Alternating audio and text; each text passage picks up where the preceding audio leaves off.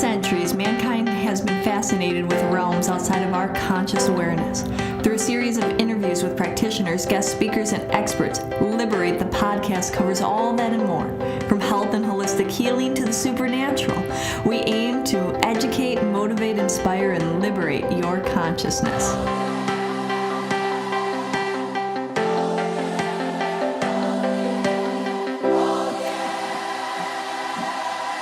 Welcome to another episode of Liberate the Podcast. Today we're bringing in somebody that has helped consult with Liberate on one of the brand expansions that we're doing, but she's been a regular customer of this shop, and there's just been this energy exchange of, hey, what are you doing? What are you up to? And you could just tell that she's up to making a big impact on the planet. And in talking to Chris, who is our guest today, she's really set by making an impact-driven business that creates a ripple effect on society in a very unconscious, seamless way. And she's started her own clothing line called Algorithm. And so we're gonna welcome Chris on, and I want to hear more about her clothing line, Algorithm. And then she started out on this journey, a few years back about making the staple and impact in the energy vibration through clothes. And I think it's amazing. So Chris, welcome. Do you want to tell everybody a little bit about yourself? Hello. Nice to be here. Thanks, Cristina, for inviting me in. So basically I had an idea, and it all started about how could I make an impact in my own unique way on the planet by spreading love in some way. And that kind of just ended up formulating through a clothing line that I started and in Denver, Colorado, actually. And I started screen printing my own clothing and really trying to hone in on how can you make something like love that's completely intangible, tangible. And for me, that was really just putting the intent behind the clothing. And then also I developed a way to make tags that I put on every piece of clothing that say love on it. And for me, that just carries that vibration. And so that was kind of my idea and thinking of labeling our bodies with the vibration of love. And so just kind of passing that along that way.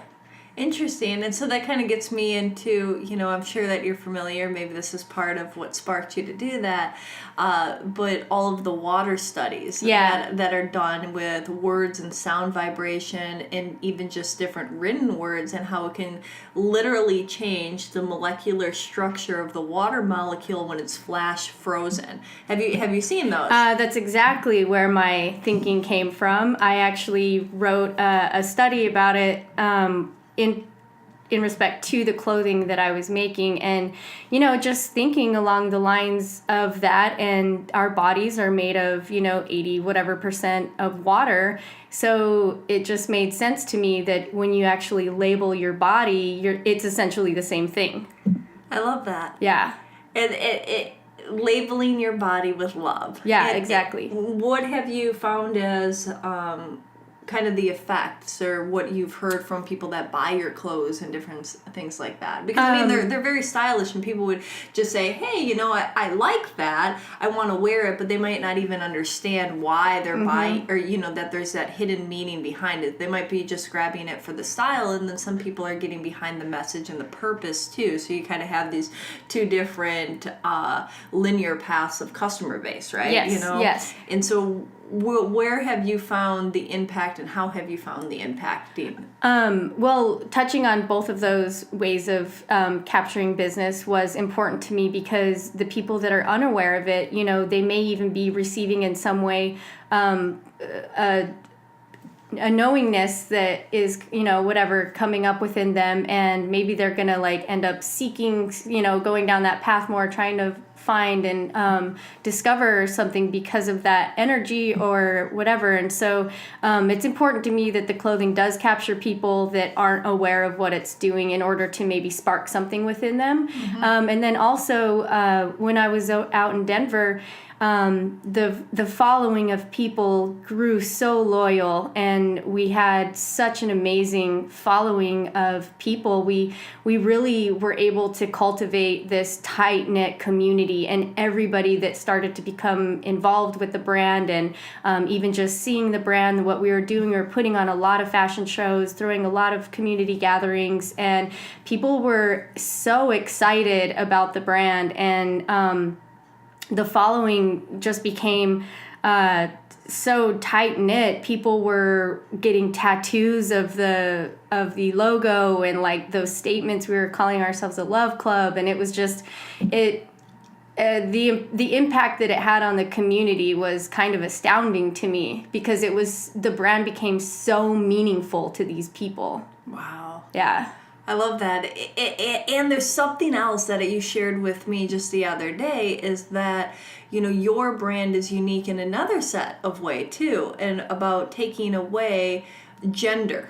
Yeah. And allowing it to just be this unisex brand, that everything is for everybody, and kind of this higher level of consciousness. You wanted to share a little bit more on that? Yeah, I do, because I really feel that gender neutrality is the way of the future. And I think that so many people are already starting to move in that direction. It's starting to be in the media. It's starting to become more mainstream, recognized, and accepted. And I think it's just going to become even more dominant as the years go by. And so I think it's important to really have, a brand that recognizes that within people. And we're making products that, they're unisex, they're for everybody. So, we carry all the sizes, but there are some differences with the male and female body types, but really with clothing, you can kind of get away with either or, you know what I mean? I always shop in the men's section, and I think that's kind of what sparked me to even start going down that path of creating unisex. Was it's frustrating to have to shop in the men's section all the time, and I just feel like it's, there's a market and there's a need for unisex clothing for people more like me, or just anybody really. Mm-hmm. Mm-hmm. Cool. Yeah. And what do you find is the general response to that? Are people still having a hard time getting aboard with that, or do you feel that it's overall accepted by everybody? Yeah, I think it's overall accepted by everyone. I mean, my mom wears products. I have people back in my spiritual community out in Denver, older, females and males alike, wearing the same thing. So it's, it's been accepted around all age ranges, and I think it's awesome. So cool.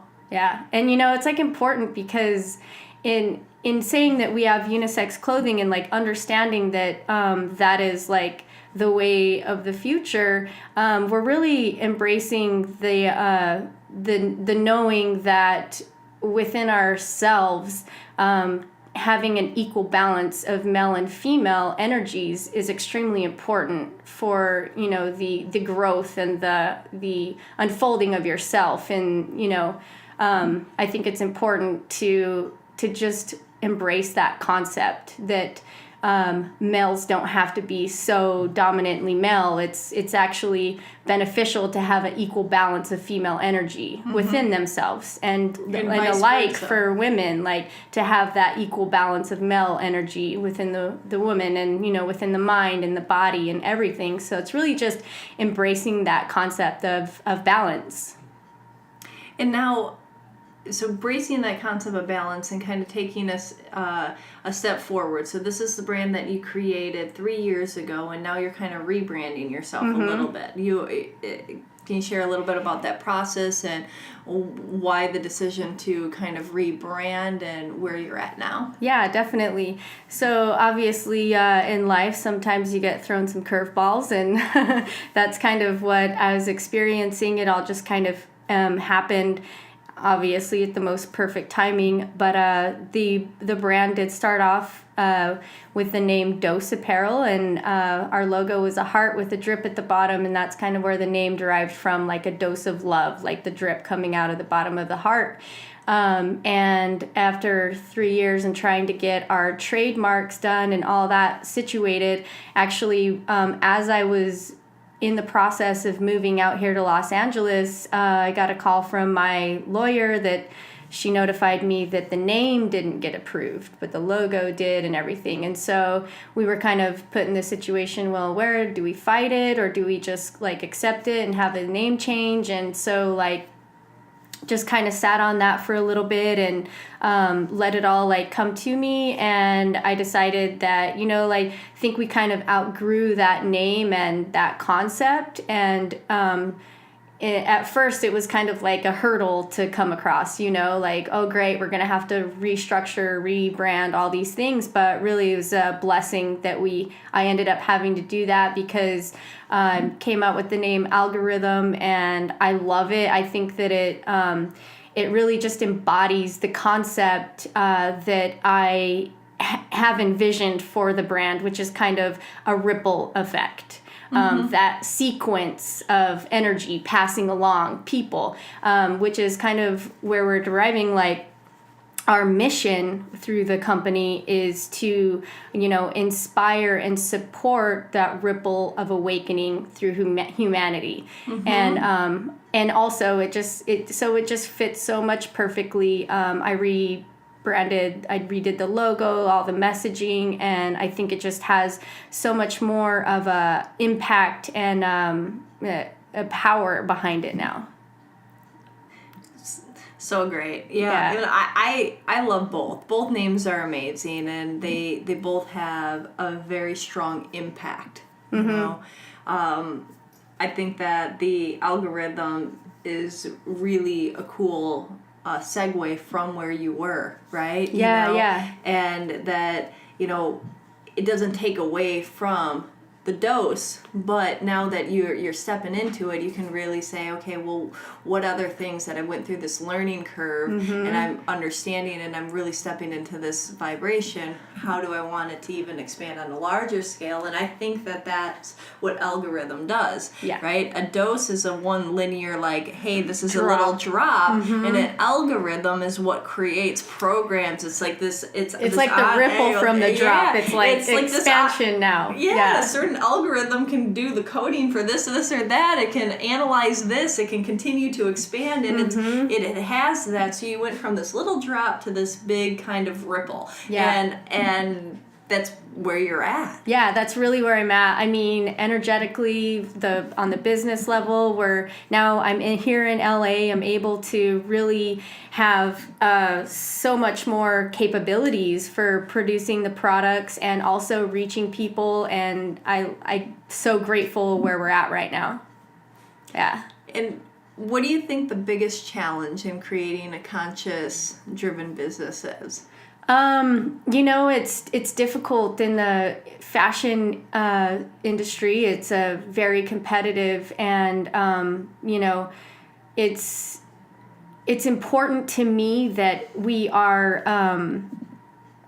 doing what's in the greatest good for all, and that means really honing in on using sustainable products and being able to do that at a price point where we can offer our products at prices that are good for people, and not trying to really base our brand and our strategies off of profits, but really trying to do what's good for everybody. So it's kind of complicated when you have all of the factors going into each of the products and the process of getting it made. So, that's a big thing for us to focus on right now, is using sustainable products. And it's difficult and tricky, but we're definitely headed in the right direction, and it's possible, so. Yeah. And tell us more about your line. And, I know that there's the different tiers to it, but explain, what are your products like and different things like that. Yeah, so we've really wanted to do something unique. We know there are a lot of spiritual clothing companies out there, and clothes in general, that have that vibration with the designs and everything, but we don't really see a lot of that in streetwear, and that just is particularly my favorite style. I'm always dressed in black and white and a little more edgy, and I think that there's a market for it. There's a demand for it there, because we don't see it existing yet. And in fashion and really in any business, you can create a business where there's a demand and where there's not yet something existing. So we're really jumping into the streetwear market, and our clothing is bold, it's black and white. It doesn't really, if someone were to see me walking down the street, they might not right away assume that, I was really spiritual and heavily focused on my practice and things like that, because of the way that I'm dressed. And I think that that's awesome, because I think that we need to start moving away from judging people on the way that they look and whatever. So I think that it really makes a statement by being we're producing these products and we look really edgy, but we're also very conscious and we're trying to do what's in the greatest good, but we may not necessarily look like. And I think that that'll really start to break that, break the mold kind of. So you're really kind of coming in a, 3 different facets of producing this ripple effect of change, Yeah. So one of which is spreading that love and changing on an energetic vibration. 2, you're breaking the stereotypes and the norms on both the unisex wear and as well as, people that are edgy that might seem like they don't give a, for use of a better term. Yeah, exactly. I notice that I always get flagged every time I swear on here. And then on the 3rd level is you are sourcing and making products in a sustainable way and showing that the overconsumption of the fashion industry that has that stigma of not really caring about environment or different things like that you're actually saying, no, what, we do care. So it's these 3 different ripples of making change on all of these different layers that can cause for this transformation. Transformation, and I think that word's important, because as we all are transforming within ourselves, obviously the effect of that is outer transformation. And I think it's important for brands and companies to step up and say, we see what's happening on the planet. We see this energetic shift, and having a business model based on that. And I think it's so important that people start to look at what they're doing in their businesses and checking themselves and saying, is this in the greatest good for all? Because the way that I see it, as people start to become more conscious on a mass level, it's going to be the norm. It's going to be what consumers expect. It's going to be the norm. So I really think that it's important for us to start out on that foot to begin with, because when I created the brand, I wasn't I want to start a business and I want to create clothing and I want people to wear it and know my name. That was never the inspiration for me. It was always, how can I spread love? How can I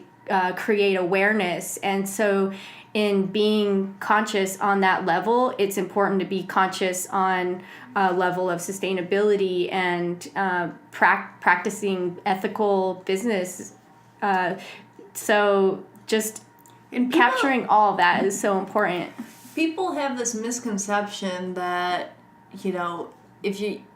that you either, could make a lot of money in business or be ethical and good for the world, right? And I think that stereotype and that stigma that has been created is the simple kind of dichotomy of the nonprofit versus the profit corporation, right? The profit corporation are these corporations out to make a lot of money, gobble things up, utilize resources, sell things, and exploit, workers at some cause. I'm giving an overgeneralization. I don't fully believe this in myself, but this is the dynamic. Yeah. And then you have the nonprofits where people have this also misconception that they give everything they get to serve their cause or organization, that they don't inherently make money and that they struggle, right? Yeah.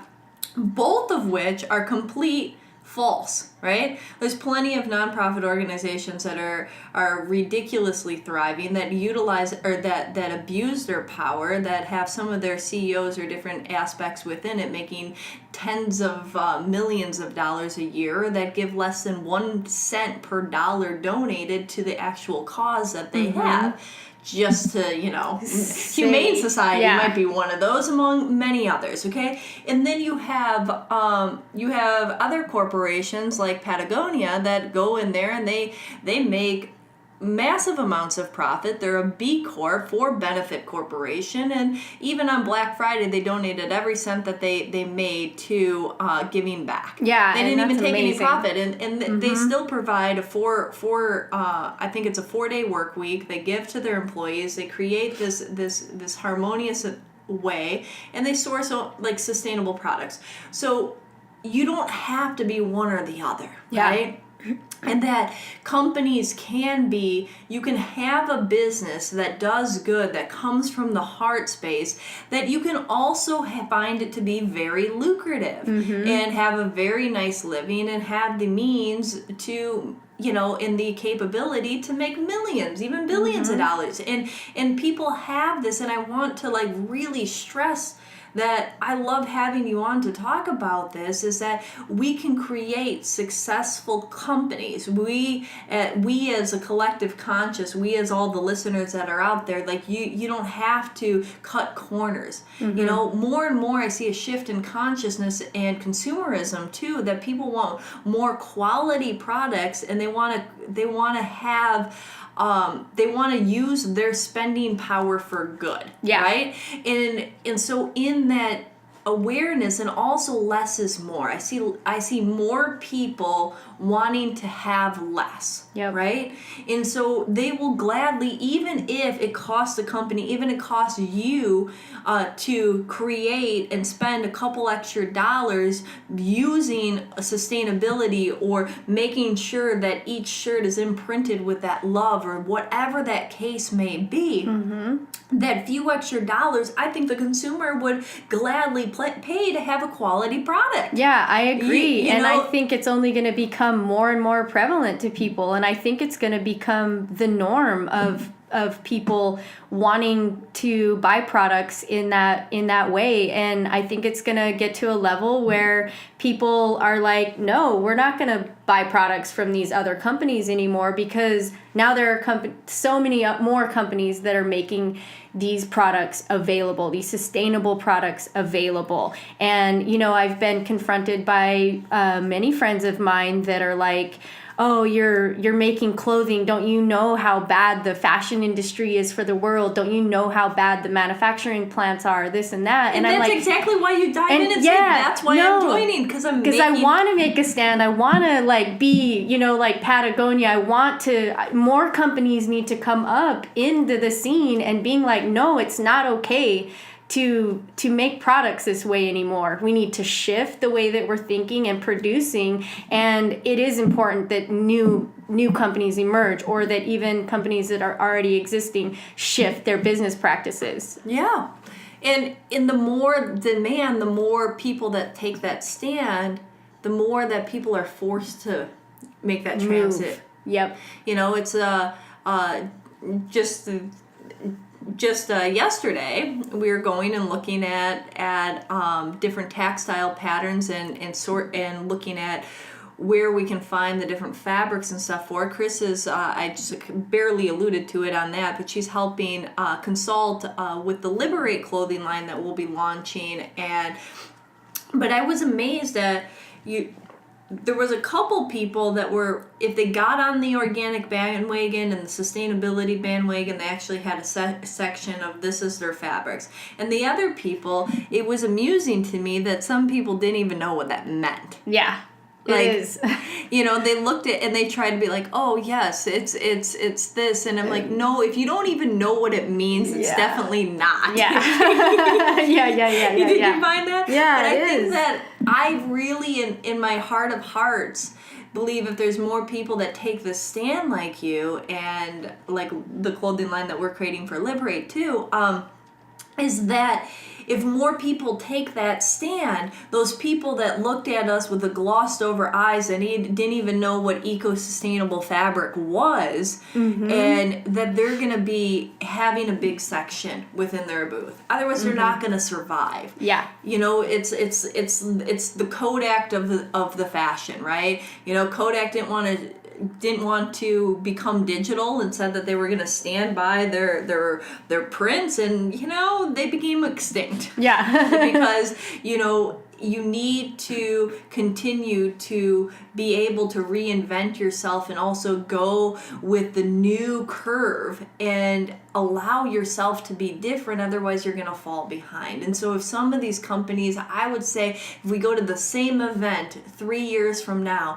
if those companies aren't changing their model, I don't think that anybody's going to be ordering their fabrics anymore. I agree. Yep, I agree. And there are so many mills and factories that are taking that stand, and with the new kinds of fabrics like Tencel, which was one of our favorites, and what I'm going to be making a lot of my products out of is made from recycled plastic bottles. That's amazing, and it's so soft. It's an amazing product. It feels, I'm telling you, it feels like microfiber almost. Yeah, like the soft feel, and it's recycled plastic.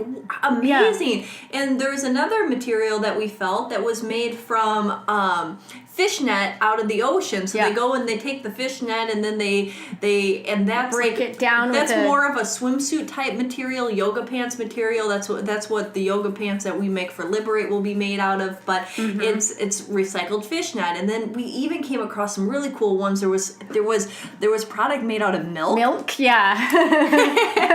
And then product made out of corn. Yeah. Corn starch that was like dried and then weaved into a fabric.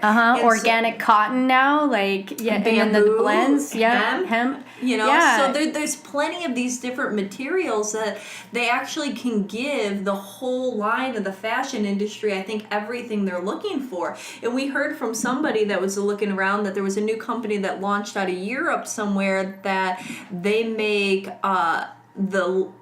leather out of pineapple. Yeah.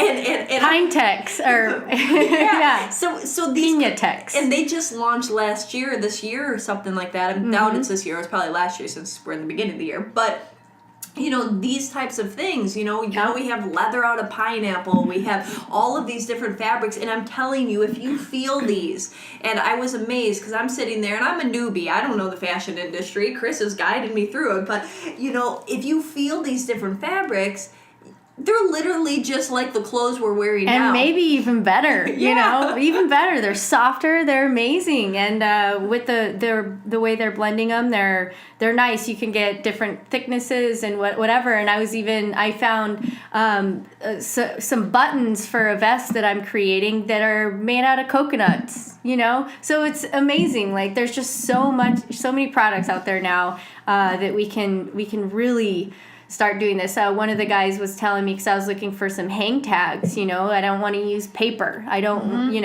and he was telling me there's a company that makes hang tags that will grow a tree. You literally cut it off your shirt and you go plant it in the ground and it will grow a tree. It's like seeded somehow. So there's so many options. They're getting really creative in the things that they're making available for the sustainable products. It's really awesome. It's exciting. It's exciting. And and this is the wave of the future and the new beginning. And I'm excited to see what name brand clothing lines that are currently out there, how they make a transition and shift. And I'm excited to see all the new ones that make way into the future. And, we have this planet that, the current statistics of it is that the population that currently lives on the planet uses 2.5 times the amount of what is sustainable. Okay, so that means, just put it in a ballpark, we need 2.5 Earths to sustain the way that we live currently. Yeah. Now, how long is that going to be before it runs out? Now, the interesting part about this is it wasn't until the 1980s that we actually rose above our utilizing more and not living sustainable. Before 1980, we utilized within our means, and we lived within a sustainability worldwide. Okay. And America is the number one abuser of this. I think it's 10.4 times our sustainability level that we use. France is the second. And and it's interesting because I think that fashion in media and entertainment are the icon of change, or the gateway to changing and making the biggest ripple effect on the world, right? I agree 100%.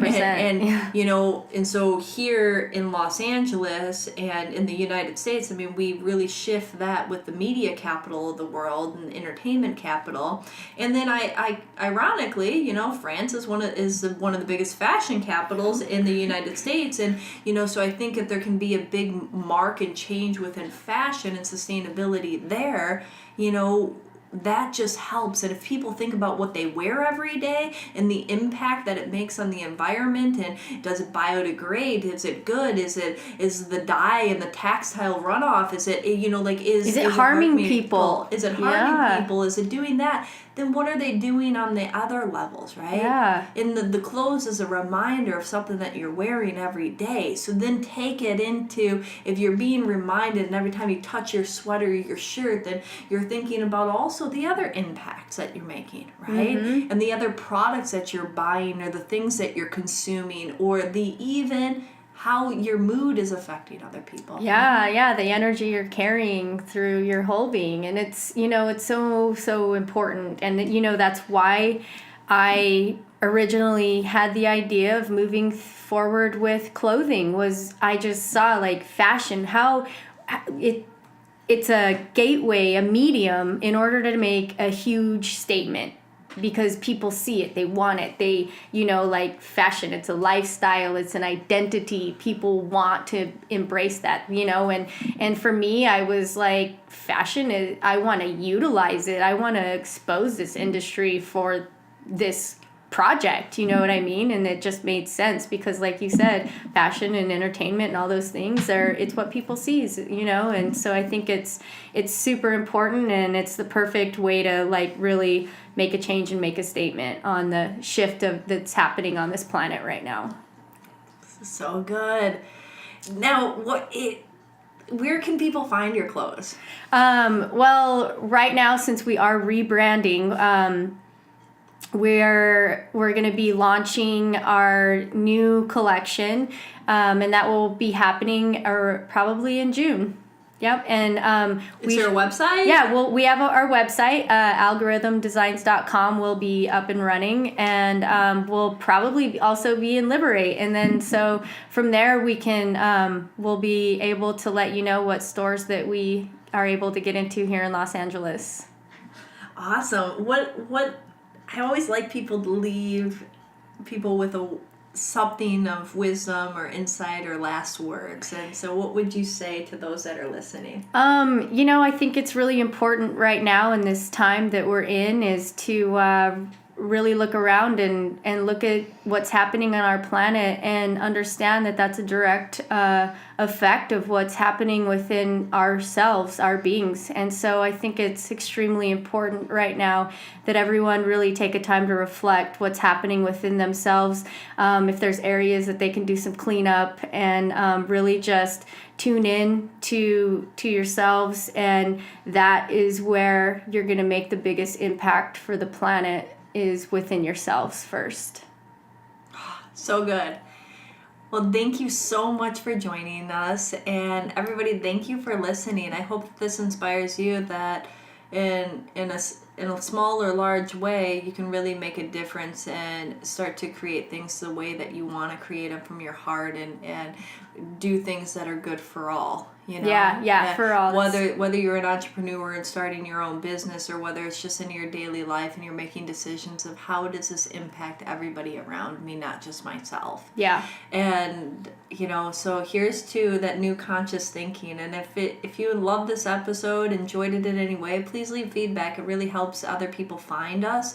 The more reviews that we have, we show up a little bit better in iTunes, and so we would love your feedback. Thank you so much, and join us next time.